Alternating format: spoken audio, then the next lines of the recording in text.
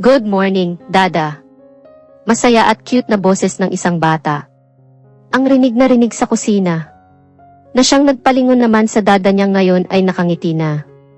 Bago pa man tumugon si Carlos sa anak niya, ay nilagay niya muna ang bagong luto na pagkain sa mesa.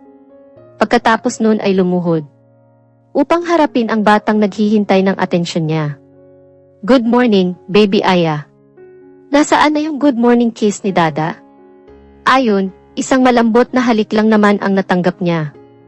Hindi lang isa, kundi marami talaga. Pinuno ni Aya ng halik ang buong mukha niya, dahilan ng di maiwasang panggigigil niya. Ang cute nila. Muah! Huling halik ng anak. Sabay yakap na mahigpit sa kanya. I love you, Da. Mahal na mahal na mahal na mahal kita. Malambing na bitaw ng salita pa. Mahal na mahal na mahal na mahal din kita. Nakangiti namang tugon niya. Kahit tayo lang dalawa, pangakong ibibigay lahat sa iyo ni Dada. Wala na akong ibang hinihiling pa, kundi ang maging masaya ka, Aya. Dahan-dahan ay bumitaw sa pagkakayakap ang bata para harapin siya. Wala namang ibang nagpapasaya sa akin, kundi ikaw lang, Dada. Walang saysay para sa akin ang lahat ng bagay sa mundo kung wala ka. Ikaw lang sapat na. Kaya nga sobrang mahal na mahal kita. Sa halip na tumugon o magsalita ay agad na niyakap na lamang ni Carlos ang anak niya. Di niya akalaing yun ang mga salitang maririnig niya kay Aya. Nakaka-touch kaya. Sa ganitong edad ng bata, ay nagawa ng pahalagahan siya. Ikaw lang ang kailangan ko, Dada. Ikaw lang talaga. Nang maramdaman ni Aya ang patak ng luha sa balikat niya. Dada? Muli ay bumitaw siya. Bakit umiiyak ka? Nag-aalalang tanong niya. Pinunasan gamit ang maliliit na mga kamay ang luha sa mga mata ng ama. May nasabi ba akong mali ha? Umiling-iling lang si Carlos. Habang hinihimas-himas ang buhok niya. Wala, masaya lang si Dada. At dahil prinsesa kita. Niluto ko yung paborito mo, baby Aya. Agad itong tumayo. At kinarga siya. Maingat na pinaupo sa may upuan sa hapagkainan nila. Nilagyan ng pagkain ang plato niya na abot taingang ikinangiti niya.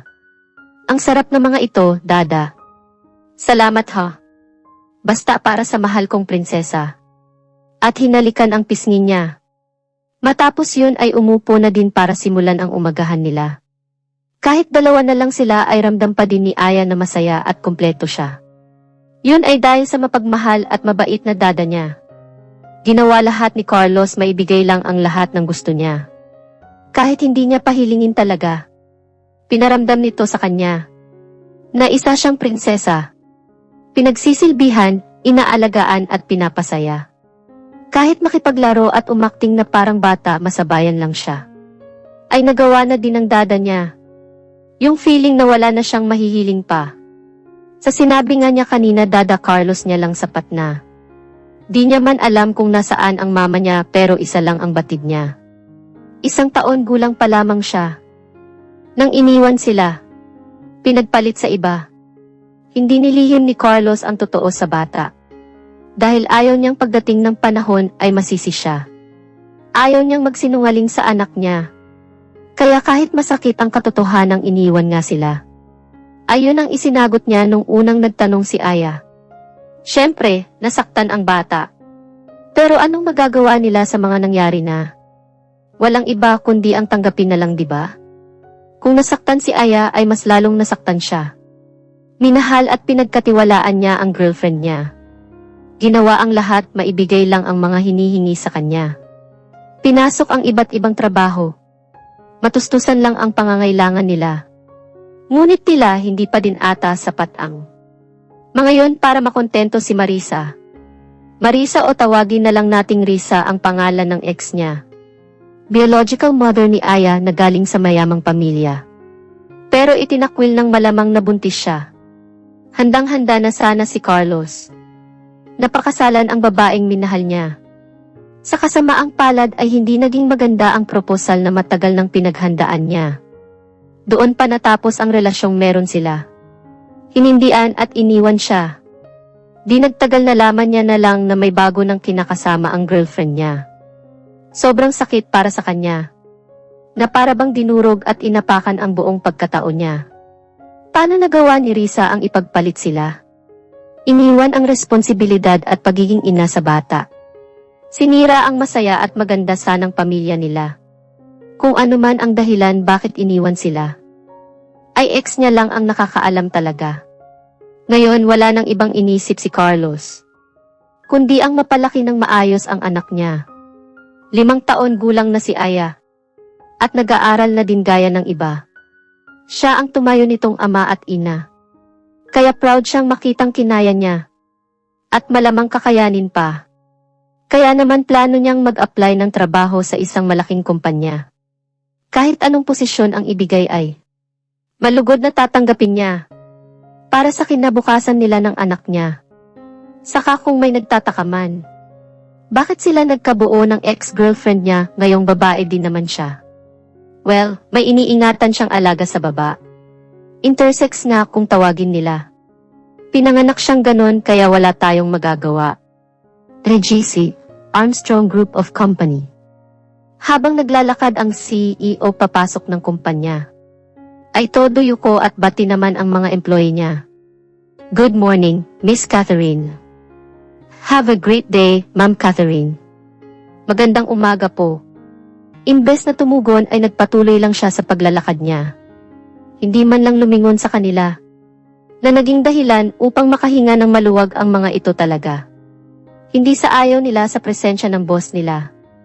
Pero tila natatakot at kinakabahan kasi sila kapag nandyan na siya. Lalo na't kilala siya sa pagiging strict at cold niya. Sa loob ng office of the CEO.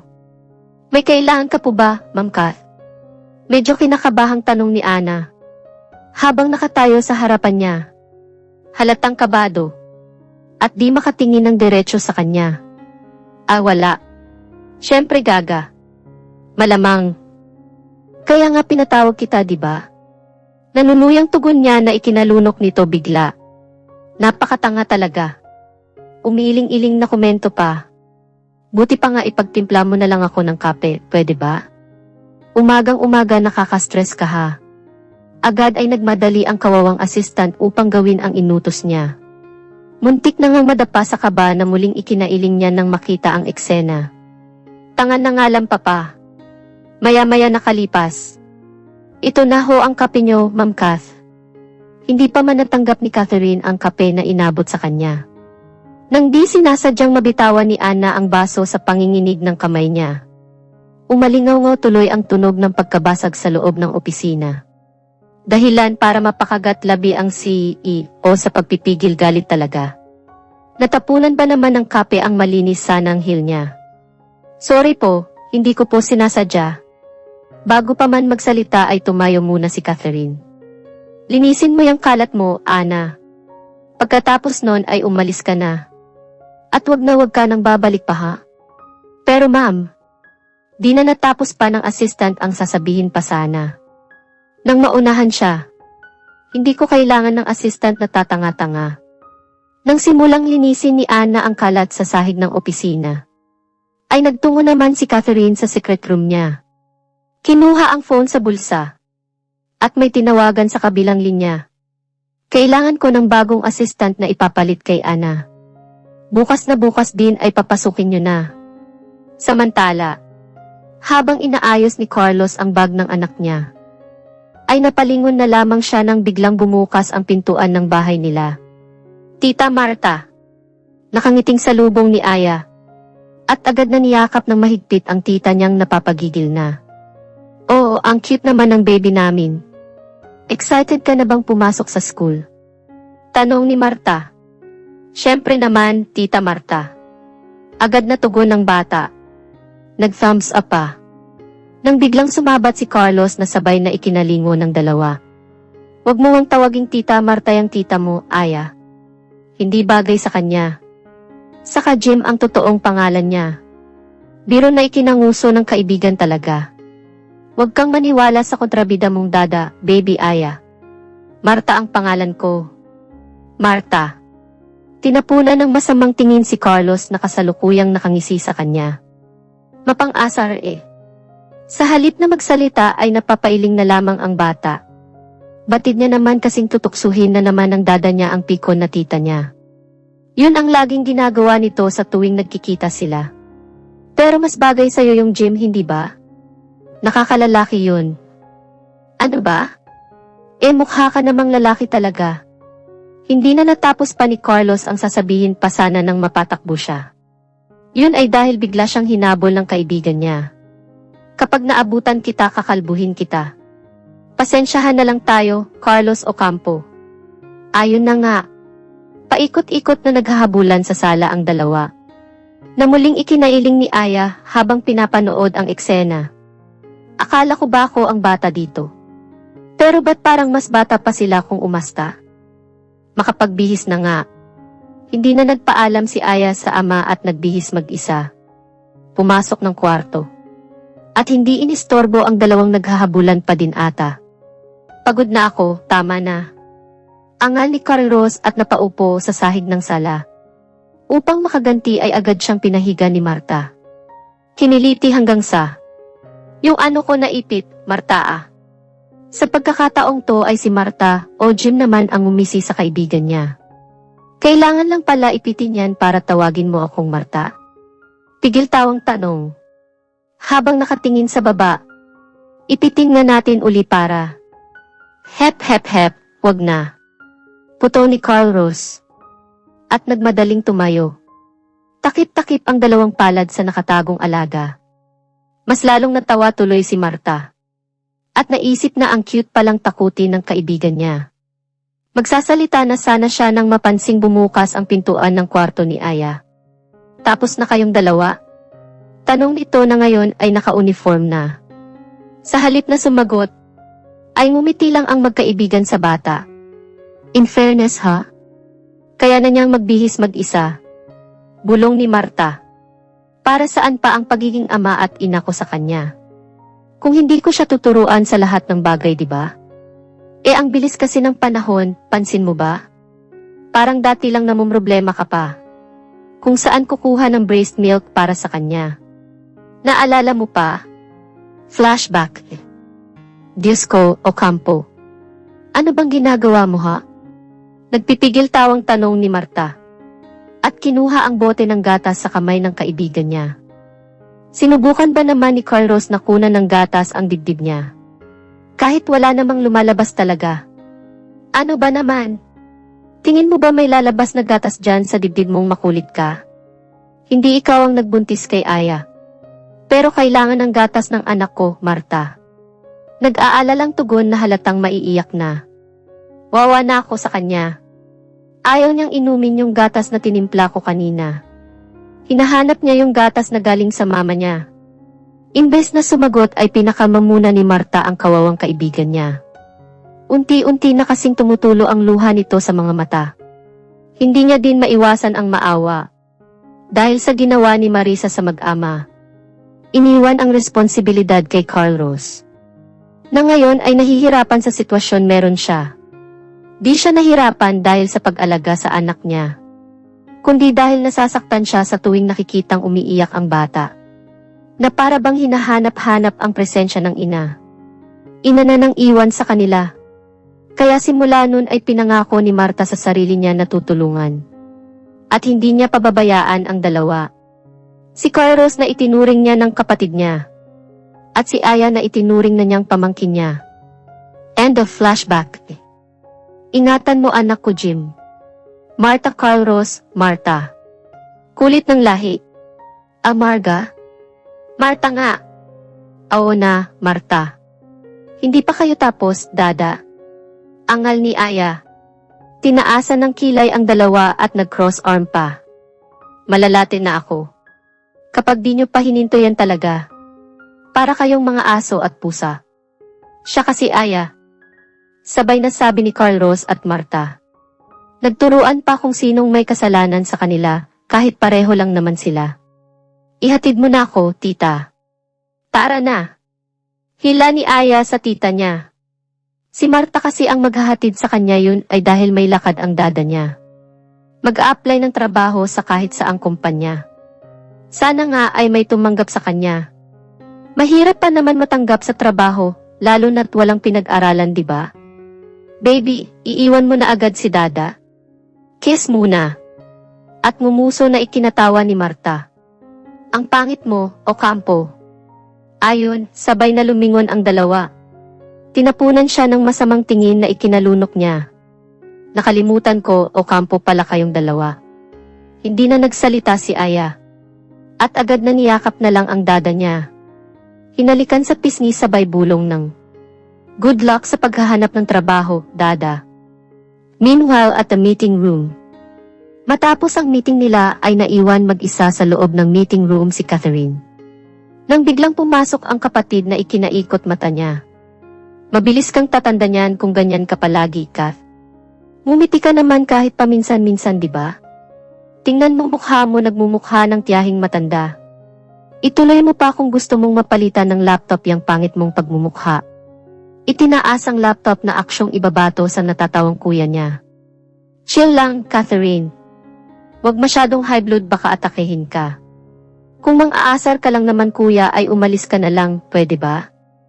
Hindi ako pumunta dito para asarin ka, Catherine. At umupo sa upuan katabi ni Catherine. Gusto lang kita makausap para sa dinner mamaya. Nais nila mom at dad na pumunta ka. Bago tumugon ay bumuntong hininga muna siya. Seryosong hinarap ang kapatid na naghihintay sa magiging sagot niya. Kung nandoon ang pamilya ni Alfred ay hindi ako pupunta. Kaya wala kang aasahan sa akin at umalis ka na. Bakit ba ayaw na ayaw mo sa pamilya Chiang Kim ha?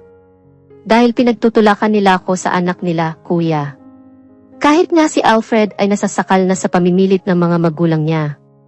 Alam naman nating bakla siya, di ba? Saglit ay ngumisi si Richard nang may maalala. Ayaw mo sa kanya. Dahil mas gusto mo yung bunsong kapatid niya, hindi ba? Naalala ko pa nga nang inamin mo sa akin na gustong-gusto mo si Sam talaga. 4 years old ka pa ata noon, Kath. Pero lumalandi ka na. Shut up, kuya. Biglang natahimik ang kapatid. Nang makitang may luhang tumulo sa kanyang mga mata. Wala na siya kaya wag mo nang banggitin ang pangalan niya. Pwede ba? Umalis ka na. Kath. Sabing umalis ka na. Wala nang magawa si Richard. Kundi ang sundin na lamang ang kapatid niya. Medyo lumagpas yata siya. Matalik na kaibigan ni Catherine si Sam at napakahalaga nito sa kanya.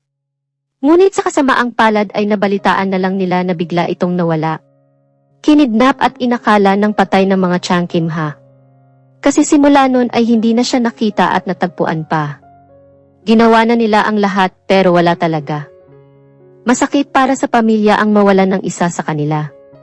Pero may isang hanggang ngayon ay binabangot pa din sa pagkawala niya. Si Catherine. Yun ay dahil siya ang kasama ni Sam. Nang kunin ito ng mga taong hindi kilala. Ngunit wala man lang siyang nagawa para sa kaibigan niya. Ano bang magagawa niya? Bata lang din siya nung nangyari ang di inaasahang trahedya. I'm sorry, Sam. Wala akong nagawa. Wala man lang akong nagawa. Nang biglang. Kawawang Ana, pinaalis mo na pala. Sabi ko kasi sa'yo na huwag ka nang kumuha ng assistant dahil nandito naman ako na sekretary mo. Kaya kitang tulungan sa lahat ng bagay, Ma'am Kath. Bago pa man tumugon si Catherine sa kaibigan niya ay binatukan niya muna. Aray, sakit nun ah. Angal ni Heng at sumimangot bigla. Tinitigan ang boss niya ng masama. Mapanakit ka na. Dagdag pa. Pasalamat ka Heng at kaibigan kita. Kung hindi ba kasi ni Sante na kita gaya ng ginawa ko kay Ana. Kasi minsan hindi mo naman nagagawa ng maayos ang trabaho mo, di ba? Lagi ka pang pumupunta sa department na hindi ko alam kung ano ang dahilan nga ba. Bakit? Sino bang nilalandi mong bakla ka? Sabihin mo at nang masisante. Huwag namang ganoon ka. Putol ni Hing sa kaibigan ngayon ay nakataas kilay na. Ang bitter mo talaga. Gusto mo hanapan din kita. Nang sa ganun ay hindi ka tumandang dalaga. Ano? Game ba? Muli ay binatukan siya. Kath, alam mo ikaw nakadalawa ka na. Sabay himas-himas sa sumasakit na batok niya. Kakasuhan na kita. Napakalupit mong babae ka. Umiling-iling lang si Catherine at tumayo sa office chair niya. Oh, saan ka pupunta? Remember, may meeting ka pa. Hindi man lang nakinig at agad na lumabas ng opisina. Ma'am Kath, may meeting ka. Cancel mo na lang. Bilisan mo at may pupuntahan pa tayong dalawa. Pagod akong mag-drive kaya ikaw na muna. Naging driver pa. Sa ganda kong to. Gusto mo sisantihin na kita? Nagbibiro lang naman, Kath. Bilis na. Samantala sa school ni Aya. Dada. Aya? Hey baby, okay ka lang ba? Ba't umiiyak ka? Bago pa man sumagot ang bata, ay niyakap niya muna ng mahigpit ang dada niya. Umiyak ng umiyak. Hanggang sa maramdaman ni Carlos ang pagkabasa ng balikat niya. Di maiwasan ang masaktan sa bawat hikbi ni Aya. Ang pinakaayaw niya kasi sa lahat ay ang makitang umiiyak ang anak niya. Ayaw ko sa kanila, dada. Ayaw ko sa kanila. Dahan-dahan ay bumitaw siya. Upang harapin ang batang ngayon ay namumula na. Luhang patuloy na tumutulo sa mga mata. Sinong sila ang tinutukoy mo, baby Aya? At pinunasan gamit ang mga kamay niya ang luha sa mga mata ni Aya. Sinaktan ka ba ha? Sabihin mo lang kay dada at nang makausap ko sila. Ngunit imbes na magsumbong ay umiling-iling lang ang bata. Baby, magsalita ka. Tandaan mo nandito lang lagi si dada para sa iyo, di ba? Nandito lang ako, mahal kong prinsesa. Please, sabihin mo na. Kasi ano ha? Sinabihan ako ng mga kaklase ko na wala daw akong mama. At ang dahilan kung bakit tayo iniwan ni mama dahil daw abnormal ka. Ang sakit lang kasi na marinig ang mga salitang yun, kaya nakipag-away ako, da. Ang sakit sobra. Ang sakit ta. Hindi na natapos pa ni Aya ang sasabihin pa sana nang sa pagkakataong to ay siya naman ang niyakap ng ama.